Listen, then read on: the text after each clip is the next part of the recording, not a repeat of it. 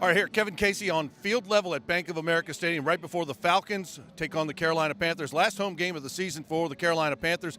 Pride on the line. Only some mathematics can possibly get Carolina. They're in the hunt. Redskins lost yesterday. It's good news for Carolina, bad news if you're a Redskins fan like me. But, you know, for what it is, it's a division game, and it's a pride game, right up 85. A lot of heat between the Falcons and the Panthers in the locker rooms and in the fan base. So will Carolina's pride come through? Only we'll find out at the end of 60 minutes of football. Maybe some fresh faces today. The Taylor Heinicke era may be beginning. He's in at quarterback for Cam Newton, who's out for today. I don't think he's going to be coming in the rest of the year. I think they're probably going to put him on IR after the game to free up a roster spot. Also on the IR for most of the season, Norris Cersei. Shaq Thompson put on there after last week's game. Very key situation for Carolina's run defense for Shaq Thompson. Also good in the passing game. This passing game for Atlanta is very potent. Make no mistake about it. Matt Ryan, a former league MVP, he's got weaponry in the passing game with Julio Jones, an all-pro. The best number 2 receiver in all of football, Mohamed Sanu. Top rookie, Calvin Ridley. They got a good tight end. Lots of high-round draft picks on the offensive line. They're going to a balanced rushing attack. The Falcons are no joke on offense, and Carolina's going to find that out. For Cam Newton, like we talked about, he's out for the year.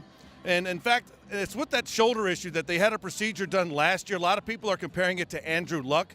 He was out most of 2 years because he got a full procedure done. The Carolina Panthers, from what people are telling us at ADSN, that he didn't get the full procedure done and he came back maybe too early.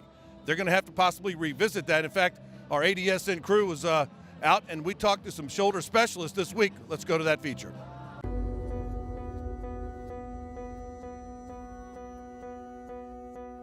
Measuring the impact of injuries in the world of sports has changed significantly over the past 2 decades, allowing athletes and teams on all levels to make their respective sports safer and the recovery process for its participants less impactful. But despite those advancements, some athletes still struggle to find answers.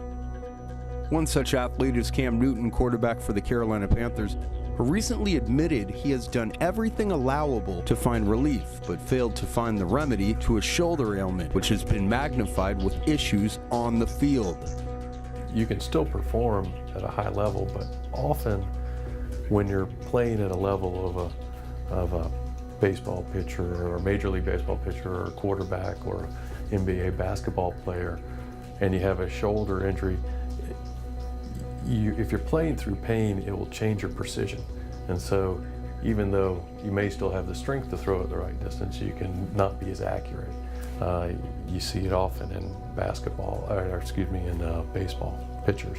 But the same would be true for all overhead athletes.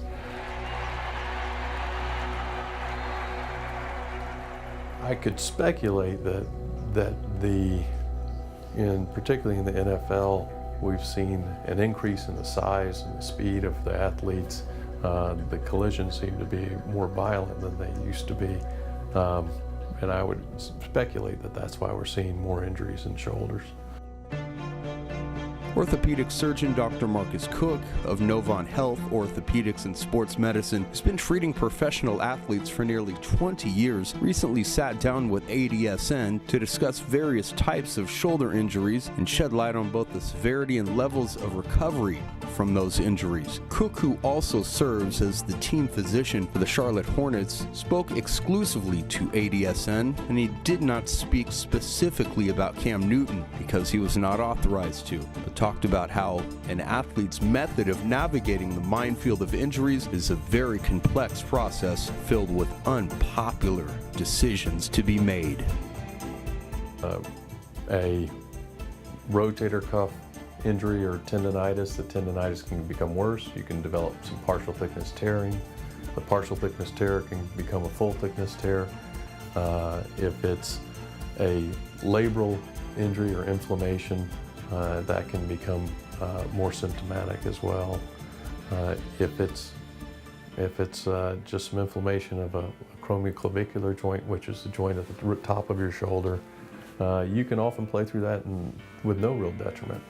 If you have a lingering pain, those can be more of the tendonitis, tendinopathies, or wear and tear on the shoulder and inflammation of the joints in the shoulder.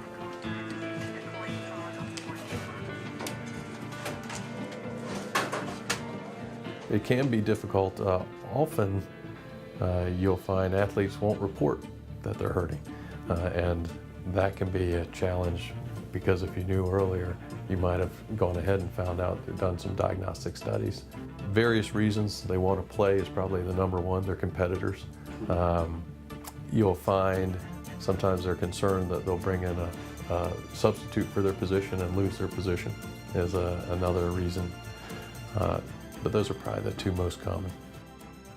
Study results reported to the National Center of Biotechnology showed a total of 1,534 quarterback injuries were identified with a mean of 18.8 and a median of 6 days of playing time lost. More than 83% of these injuries occurred during a game. Direct trauma was responsible for nearly 83% of the injuries, with acromioclavicular joint sprains being the most common injury overall at 40%. The bottom of that list saw overuse injuries responsible only 14% of the time.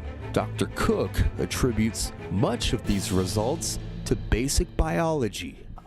I would say that it's not necessarily the most delicate, but it is one of the more complex joints. We can position our arm throughout space in a large range of motion, more so than any other joint. And the only thing that holds your shoulder to the rest of your skeleton is your collarbone. So if you picture a basketball on a salad plate, you need, in order to balance that basketball on a salad plate, you need something that's going to give you a little more depth to that salad plate. And that would be like a suction cup around the outside of the salad plate would be the labrum. So if you have a tear of the labrum, that would be a tear in that suction cup. You lose the suction effect, and now the ball can move more relative to the salad plate than it should. And that can cause inflammation of the labrum, the O-ring around the socket of the shoulder. The rotator cuff are 4 muscles that surround the ball of the shoulder and hold it in the socket. And they attach to the bone through tendons. And there's one in front, one on top, 2 in back. And then they can tear with overuse injuries. So it's almost like a fraying rope. So often you'll get a partial tear initially, which may or may not be symptomatic. And that can develop into a full thickness tear. Which may or may not be symptomatic. But when you start getting into higher level athletes that are using and relying on that rotator cuff to drive their arm, you'll see more symptoms arise from those. But Dr. Cook contends that if at first you don't succeed, the second try may provide the solution. Multiple surgeries can give you get a good result on the second one. But again, you can see some loss of function in the shoulder after surgery. Newton, who has shown an uncanny ability to bounce back from injury, will sit out the remainder of the season contemplating his options, a move that is looked at as most favorably by the medical community. Well, we're seeing a lot more year-round athletes in single sports, and we're finding that that's probably not the best thing for athletes to train full-time in one sport. You need a break sometimes to let your body heal, and we're seeing that more at the very young ages. So we're starting to take some steps in some professional associations to try to bring attention to that. And I think the grassroots efforts that are now going out at looking at youth athletes are critical for long-term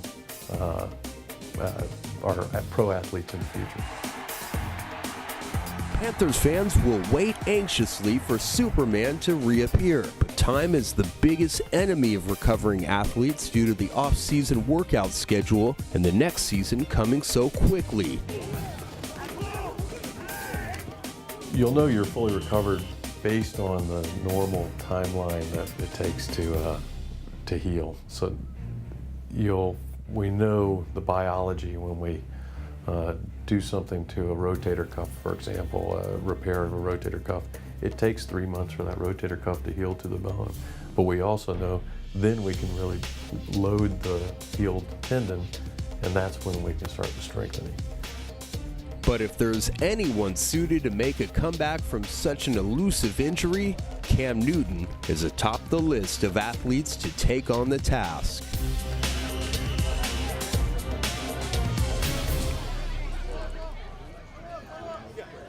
All right, now great piece from Ryan Hedrick, part of our ADSN team. Glad to have him on the team. Also does good Hornets coverage with Mountaineer Mike Freer, so stay tuned right here on ADSN for that. But Coach Rivera, excited to see what Taylor Heinicke can do. We know he can throw the ball deep.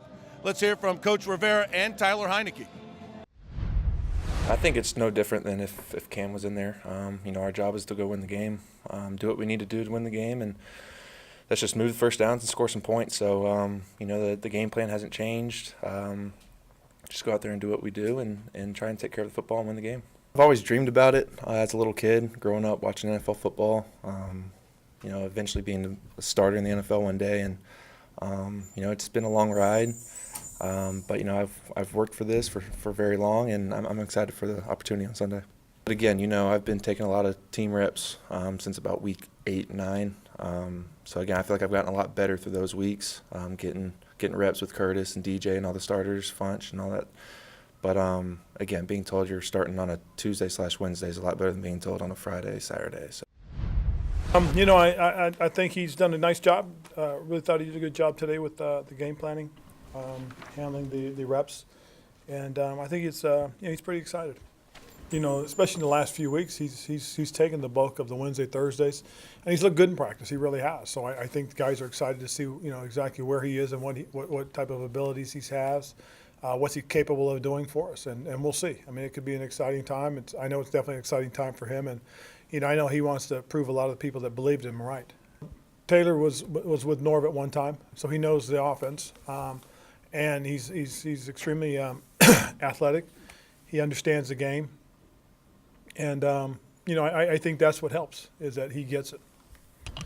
All right, we just heard Coach Rivera and Taylor Heinicke talking about today's start. Now, one of the draft picks that Marty Herney was very high on, General Manager Marty Herney of the Carolina Panthers, talked to him, sat next to him at a Wake Forest football game earlier this year. He was very high on some of his mid-level draft picks. Ian Thomas, the tight end, who's coming on. I think he's going to be a valued addition. He could play a role here today, but also Jermaine Carter, a fifth-round selection out of the University of Maryland, unheralded, but this guy can play. He's done a tremendous job on special teams. That's why he's going to get an added look here today. Let's hear from Coach Rivera on Jermaine Carter.